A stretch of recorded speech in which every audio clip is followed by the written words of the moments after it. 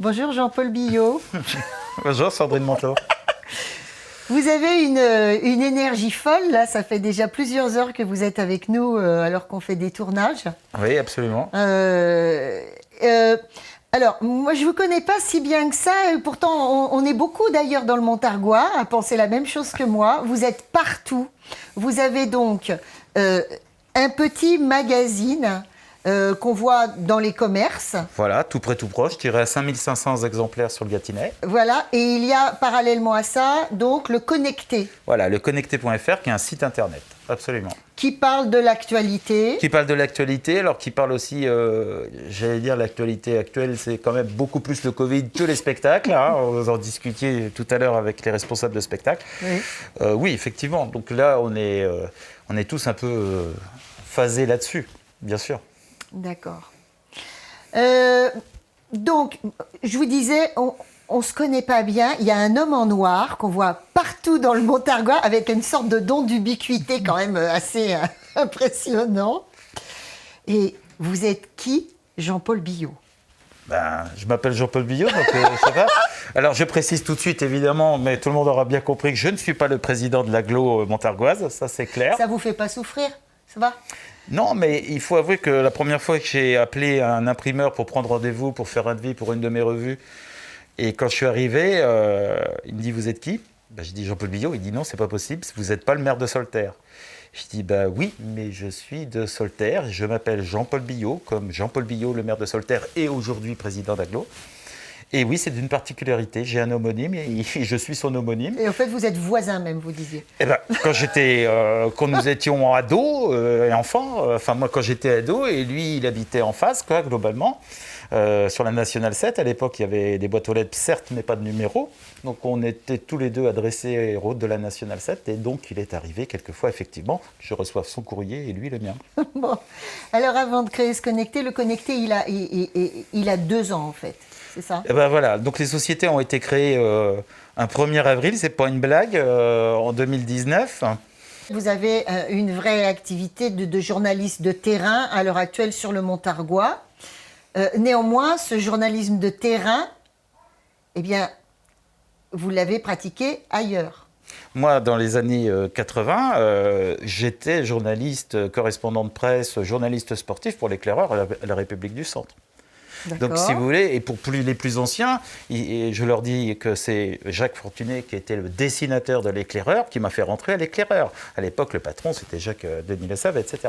Donc, si vous voulez, j'ai commencé sans avoir été formé au journalisme, parce que j'étais photographe, donc ils avaient besoin de moi en tant que photographe. J'ai sillonné le Gâtinais dans ma 3 chevaux pendant longtemps. Et puis un jour? Un jour, ils étaient prêts à m'embaucher finalement à l'Éclaireur et ils trouvaient ça formidable, un gars du coin qui... Voilà. Et puis j'ai dit, je vais quand même faire une école, quoi. Oui. Quelques études. Le CMJ. Alors j'ai fait une licence d'histoire, j'ai fait le centre de formation des journalistes à Paris. Et puis, moi j'ai eu toujours beaucoup de chance. En fait, je suis arrivé au moment où se développait ce qu'on appelle la Betacam, c'est-à-dire qu'avant, ça paraît incroyable aujourd'hui quand on voit les petites caméras que l'on a et par lesquelles on est filmé aujourd'hui. Mais à l'époque, quand on faisait de la vidéo, puisqu'on avait abandonné le 16 mm le film, alors vous aviez des équipes de 4 personnes, c'était extrêmement lourd avec des magnétoscopes grands comme ça, des caméras grandes comme ça. Bref, c'était l'enfer pour faire de la vidéo. Puis d'un seul coup, Sony a lancé la Betacam, c'est-à-dire une caméra où tout était intégré dedans. Hein, et d'un seul coup, donc, ça permettait à une seule personne de pouvoir faire un reportage, puisqu'il n'y a plus besoin d'être 3 ou 4. Savoir utiliser cette caméra, mais aussi avoir toutes les compétences journalistiques, parce que tenir une caméra, c'est une chose, mais encore fallait-il savoir monter, faire des images, faire un commentaire, tout ça, je l'ai appris à l'école. Je l'ai appris à l'école, mais à l'époque, dans toute la France, il y a 6 types comme moi qui ont été formés cette année-là. On était les premiers de chez premiers. Et donc, en fait, bien évidemment, on n'a pas eu trop de mal ensuite pour trouver du boulot parce qu'on avait un gros intérêt. C'est que, globalement, quand un ministre, et à l'époque, vous allez voir de qui je veux parler, quand Bernard Kouchner, qui était secrétaire d'État, disait « Je vais clandestinement au fin fond du Sud-Soudan, sans que personne ne le sache, et je ne peux pas emmener une équipe classique de 4 personnes, parce que là, c'est Hollywood. » En revanche, mon agence, c'était l'agence CAPA, moi, j'étais formé et j'avais le matériel pour être tout seul et tout faire. C'était un gros intérêt pour prendre l'avion, accompagner les gens, pouvoir être au plus près de l'action et puis de pouvoir se projeter. Alors, donc, vous êtes devenu un spécialiste de l'Afrique. Il se trouve que, bon, c'est pas que Bernard Kouchner qui m'a emmené en Afrique, mais il se trouve que oui, à l'époque, donc je suis rentré dans l'agence CAPA en 1989, qui était une jeune agence qui se créait. Pour les plus anciens, on faisait le magazine 24 heures pour Canal+. C'était un hebdomadaire, c'était 52 minutes de documentaire filmé au plus près des gens. Et quand vous commencez en 89, ça a l'air bête, mais si vous vous souvenez un peu, ça commence avec la place Tiananmen, après on casse le mur de Berlin, après on va faire une petite révolution en Roumanie, après on va en Tchécoslovaquie, après en Pologne, enfin bref. Le monde changeait, explosait. Et nous, on était là. Pourquoi on a envie de revenir dans le Gâtinais? Ça aussi, ça je me le demande depuis tout à l'heure. J'ai eu la possibilité de revenir, donc chez moi, sur mon territoire. En plus, le Gâtinais, je connais bien, je connais les anciens journalistes qui étaient là avant. Je connais moins évidemment les nouveaux, on ne se connaît pas, voilà. Mais j'ai bien vu qu'il y avait beaucoup de choses à faire. Et que moi, c'est mon territoire. Je sais que c'est difficile pour les gens de comprendre qu'on a une chance formidable d'habiter en Gâtinais. Pourquoi? Parce que le Gâtinais, pour eux, ça évoque pas grand-chose.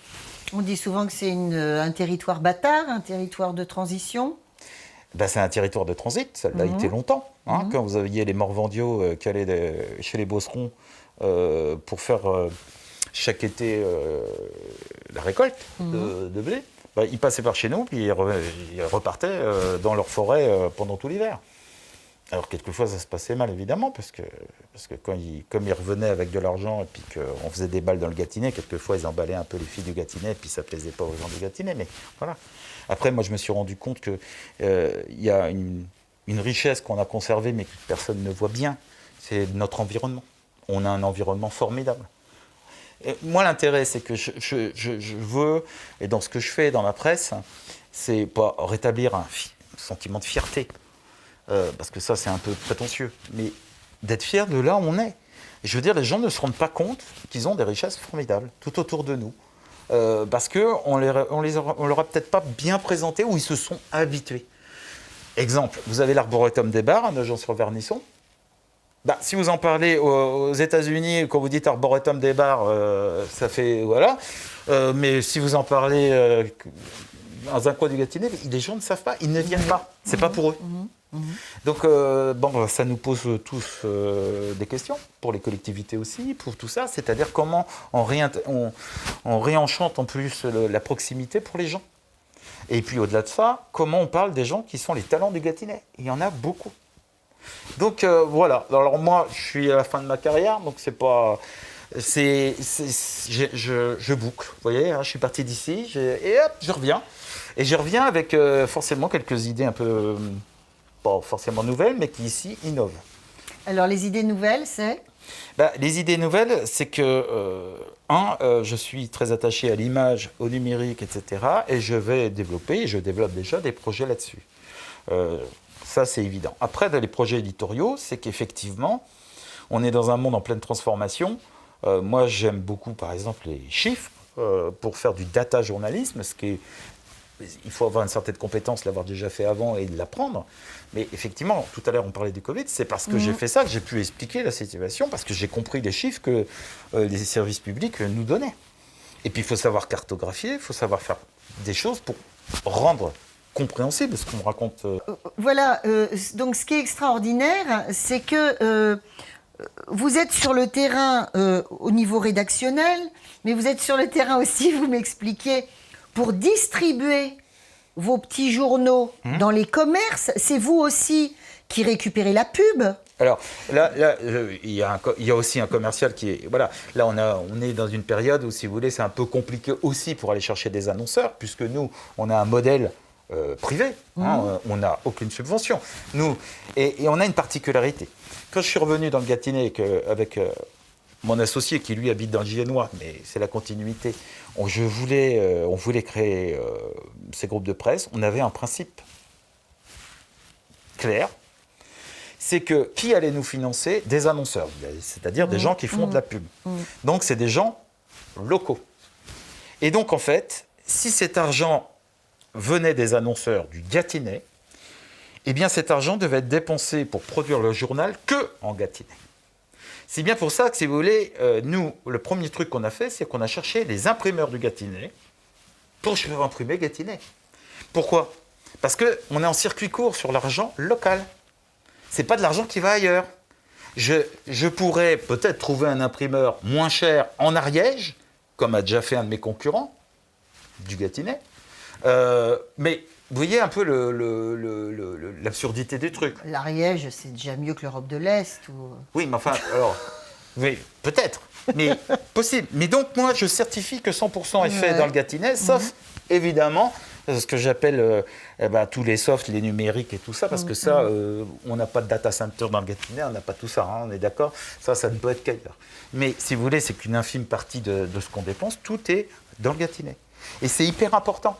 Il faut penser circuit court, on en parle en termes de nourriture, mais il faut penser aussi circuit court d'un point de vue économique sur tout le reste, quand on peut. Quand il n'y a pas, on va ailleurs. Mais quand il y a, je veux dire, ça serait une aberration d'aller chercher un imprimeur ailleurs que dans le Gâtinais. Et pour vous dire jusqu'où on va, on a une deuxième édition dans le Giennois. Eh bien, c'est un éditeur du Giennois. Il y a une deuxième édition dans le Giennois. Voilà, un imprimeur du Giennois. Alors écoutez, on va se terminer là-dessus, Jean-Paul.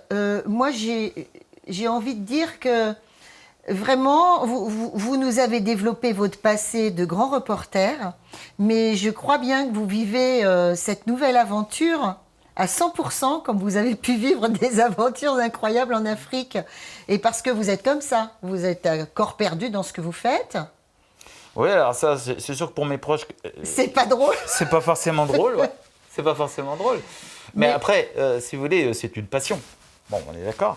Là-dessus, c'est vrai que... Après, moi, je travaille comme je vis, c'est-à-dire un peu à fond les ballons. Voilà, et vous nous montrez que vivre le local, ça peut être aussi intéressant que vivre l'international. Ah, mais c'est bien sûr. Quand on pose le regard qu'il faut dessus. Mais vous savez, quand j'étais en Afrique, moi j'ai été élevé dans un petit village, hein, c'est la Commodité Solitaire à l'époque, et on vivait dans un truc, on ne se rend pas bien compte parce que c'était les années 70, voilà. Mais bon, d'abord c'était mon grand-oncle qui était maire. Bon, il a été maire pendant 36 ans, donc j'étais déjà le petit-neveu du maire, hein. Ça posait son nom. Après, j'étais dans une école publique avec M. Faget, et nous étions 22 élèves du cours préparatoire au CM2. Il y avait la couturière du village qui venait former les filles. Moi, je voulais faire de la couture, mais j'étais un garçon, donc c'était pas la peine, mais qui venait faire la couture. Et nous, on se retrouvait le dimanche matin pour tirer au fusil. En fait, j'étais dans la Troisième République, là. J'étais dans l'école de Jules Ferry de la Troisième République avec le cours de morale le matin. On était dans les années 70, et c'est des trucs incroyables. Mais j'ai beaucoup appris. On était entourés, c'était très intergénérationnel. Les joueurs de pétanque, c'était les vieux, mais nous, les jeunes, on était avec eux. On organisait. Et donc, en fait, ce côté village, vraiment village, quand je suis allé en Afrique... Vous l'avez retrouvé. Mais complètement. Et donc, en fait, je savais qu'il fallait passer par les vieux pour faire ci ou pour...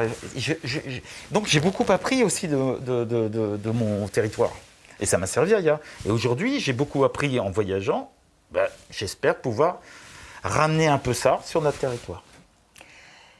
Cet homme est absolument intarissable. Oui, bon, on va s'arrêter là. Et ça fait 20 minutes que je l'écoute avec passion, mais nous allons nous arrêter là. Oui, je pense aussi. Donc, Jean-Paul, merci énormément d'être venu sur ce canapé. Oui. Et puis, tu vas nous raconter plein de... ça y est, je suis passée du vouvoiement au tutoiement, tellement... Ça y est, voilà. Oui, c'est puis magique. Confraternellement, on se tutoie vite. Là. Merci beaucoup Merci, de tant de Sandrine. passion et à bientôt. À bientôt.